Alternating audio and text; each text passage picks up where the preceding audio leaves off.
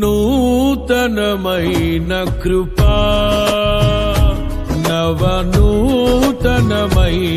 కృపా, శాశ్వతమైన కృపా, బహు ఉన్నతమైన కృపా,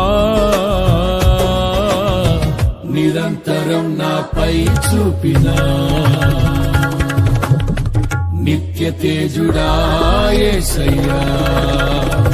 నీ వాత్సల్యమే నాపై చూపిల్చిన, నీ ప్రేమను వివరించనా, నన్ను నీ కోసమే ఇలా బ్రతికిల్చిన జీవాధిపతి నీవయ్యా. ఇదే కదా నీలో పరవశం.